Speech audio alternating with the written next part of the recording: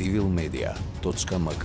Слободно, независно, отворено. Господине Илиев, пред известен период бевме сведок, јавноста беше сведок на еден настан, кој што потоа прерасна и до поголем физички пресметки помеѓу две групи кои што живеат во нашата, во општината Кочани. Па ако може да ни кажете последна недела од тие настани, каква е состојбата сега во тоа место? Дали има меѓуетнички тензии, дали има несогласување, дали страстите се смирија? За да ви одговорам на ова прашање, секако сметам за потребно прво да се навратиме малку по-назад и да направиме една мала анализа на сето она што се случуваше, се за цел да најдеме и прав одговор, а секако после одговорот се барат и решенијата на проблемите. Најпрвен морам да ви кажам дека јас како градоначалник осудувам секаков било каков вид на насилство и разбойништво и недоразбирање и сум поборник за секој проблем да се разговара и да се бара решение на секој проблем со разговор, бидејќи тој е единствениот и правиот начин на решавање на секој проблем и не постои проблем кој не може да се реши со разговор и на мирен начин. Па така и овој проблем во овој случај сметам дека единствено ако постои проблем, решението на проблемот е во рамките на важничките закони и секако со разговор и договор со сите засегнати страни. Она што можам да го кажам како градоначалник дека првин, ние во општина Кочани се соочуваме со еден проблем повеќе децении, а тоа е проблемот на нелегално населени лица во местноста така наречена Касарна, каде што живеат во субстандардни услови кои навистина се неподносливи и условите се загрижувачки и за лицата кои што живеат, меѓутоа тие се и потенцијален извор на зараза и на несигурност на поширокиот регион каде што се сместени, односно за поголемиот дел од градот Кочани.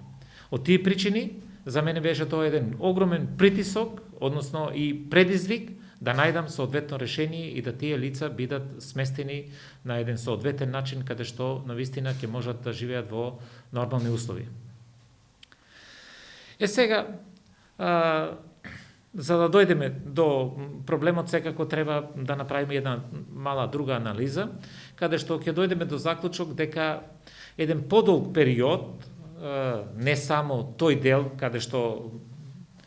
граѓаните реагираат, туку и поширокиот град се соочува со разбойништво, односно со кражби кои се доста нерасветлени. Овде не станува збор и не можеме да посочиме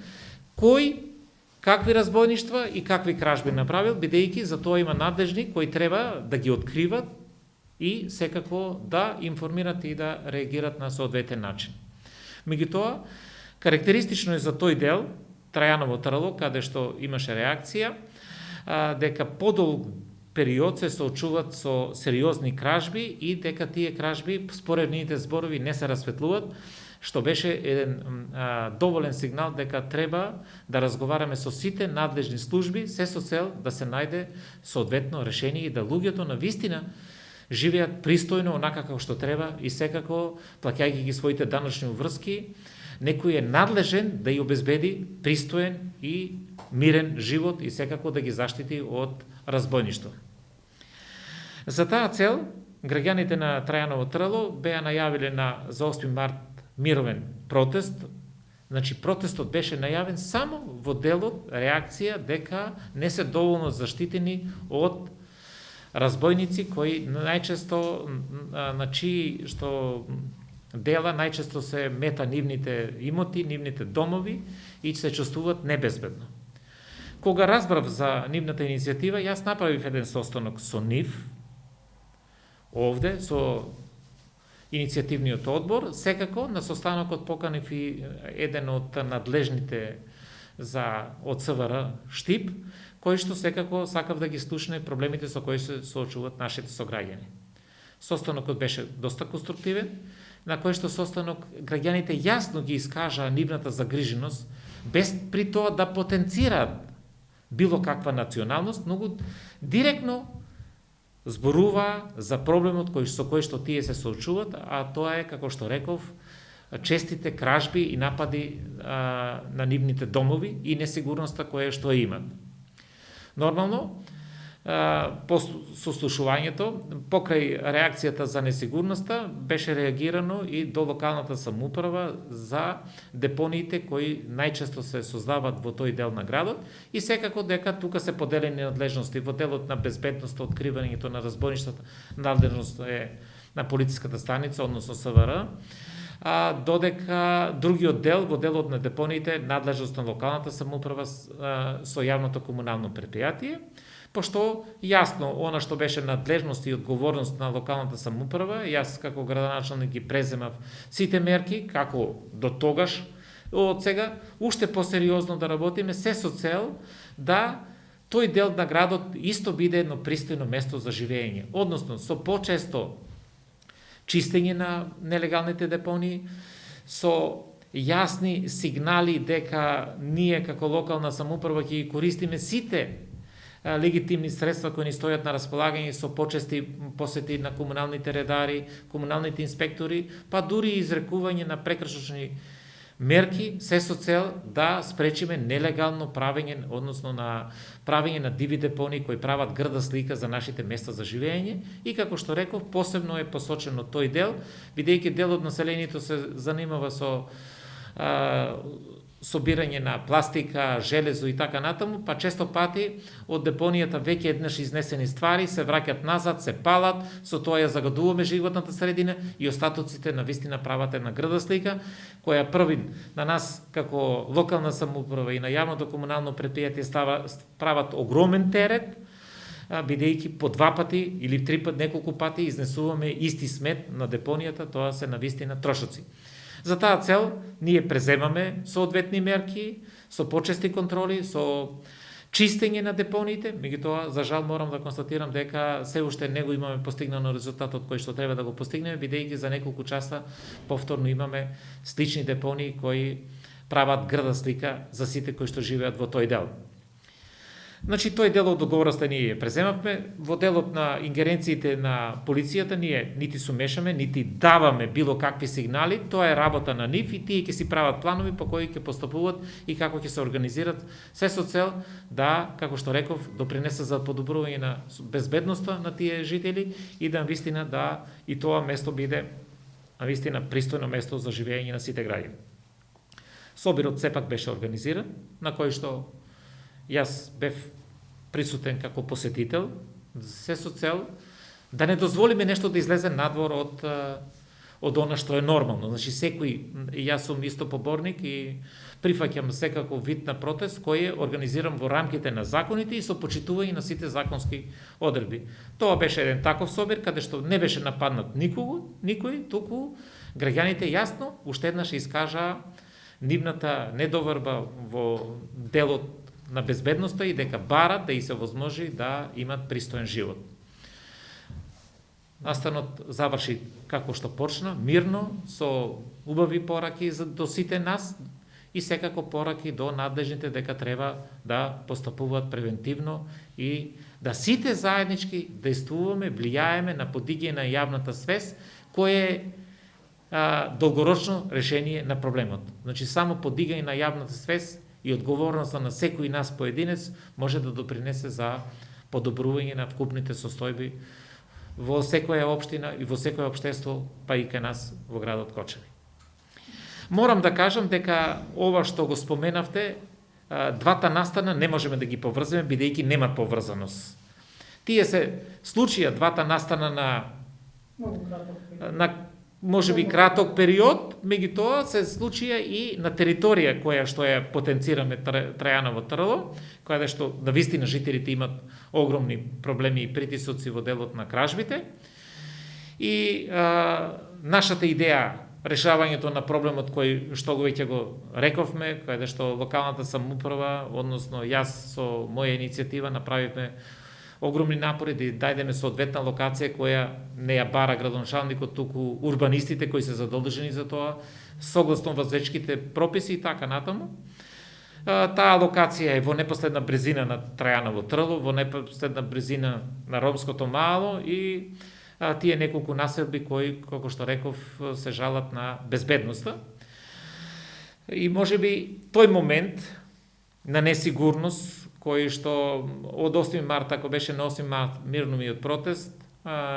ние сакавме денот на ромите, 8 април, да го одбележиме на најдостоинствен начин, не да правиме некакви театри, туку да на еден начин покажеме дека суштински ние се грижиме за решавањето на проблемите и сметав дека тоа е еден убав чин, убав настан на 8 април да го ставиме камен темелникот и почнувањето на градењето на овие типски кукички за сместување на овие 24 семејства кои што веќе ги споменав живеат во субстандардни услови. На 7 март веќе добив писмо дека граѓаните од Усова, Чешма, Трајаново трло и околните места се организират, односно не се согласуваат со оваа одлука, иако таа одлука е направена согласно сите законски прописи. Значи сите чекори се направени онака како што треба согласно законските прописи и дека тука нема ништо спорно, меѓутоа граѓаните не се согласуваат и дека нивната безбедност, односно безбедноста во тој регион и покрај нивниот мирен протест не се подобрува во изминатиот месец, туку напротив има зголем број на кражби, што иницираше да тие се организират и да направат уште еден протест. На 7, кога го добив дописот, беше во попладнените часови, преку архивата, јас се обидов и со иницијаторите, закажав следниот ден, 8, веднаш наутро, состанок, каде што јасно ги слушнав уште еднаш нивните ставови и едно од нивните барања беше да уште еднаш го ставиме прашањето за локацијата, значи спорна е според нив локацијата да разговараме на Советот на општина Кочани уште еднаш, иако таа одлука е донесена едногласно. Сите 19 советници гласале за локацијата и за изградба и за решавање на овој навистина голем проблем не само за жителите, туку и за целиот град. Јас во разговорот го прифатив. Сметав дека тоа е еден демократски чекор, каде што уште еднаш, за да ги спуштиме и надминеме сите страсти, дека ќе ставиме таа точка на првата седница на дневен ред и секако дека Советот по и нивното расправа со информацијата која што ние ќе ја подготвиме како локална самоуправа и со сите служби за текот на овој целиот процес и потоа секако дека ќе продолжиме да разговараме и да бараме решение. Да ми дозволите само да довршам. Тоа беше на 8, по што мала група на луѓе кои беа соберени там, за жал оставија лош белег, рековме дека има еден транспарент кој лично го осуди веднаш, меѓутоа јас не можам да го тргнам, за жал, и тој остави еден белег кој мене лично ме загрижува и очекувам дека тоа е само еден гест на луѓето кои недоволно размислили дека тоа е навистина непотребно и дека тоа ќе биде коригирано. Значи, единствено што на тој настан и тој ден јас го забележив е паролата која беше оставена таму и таа е за осудување и ја осудив. Значи, друг испат немаше. По завршувањето на овој состанок, луѓето беа информирани дека нивното барање да биде ова уште еднаш ставено на Совет е прифатено и секако дека мирно се разотидува и немаше никакви проблеми, пошто јас морав во интерес на мирот и стишување на страстите да моментално ја прекинам започнувањето на градбата на овие типски кукички, се до конечното изјаснување на Советот и наоѓање на соодветно мирно решение кое ќе биде прифатливо за сите и да продолжиме со изградбата на овие кукички. За жал, непосредно неколку дена, односно после тој насад, точно на 11 се случи уште еден немил настан, кој исто така не е поврзан со градбата на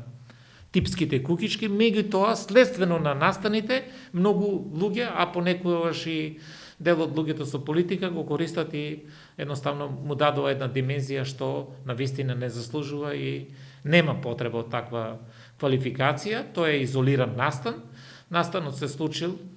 и веројатно за тој настан ќе ви дадат надлежните кои го испитуваат случајот, ќе ви дадат повеќе информации и сметам дека ако јас проговорам нешто, тоа ќе биде во рамките на моите убедување и мислење дека тоа не е вкусно, значи сметам дека за тој настан треба да дадат надлежните институции, односно полициската станица и сите други институции кои се задолжени за расветлување на такви настани, ќе ви дадат поточни и подобри информации. Меѓутоа, навистина е жалосно дека тој настан беше поврзан или испровоциран како меѓуетнички судир, што сметам дека воопшто не држи место и не е таков. Затоа што, како што реков, разбойниците и криминалците немат ниту боја, ниту вера, туку тие се едноставно луѓе кои се занимаваат со таа професија и тие прават сегде проблеми каде што ќе одлучат и навистина тие настани се за осуда. Јас лично и овој настан го осудив како настан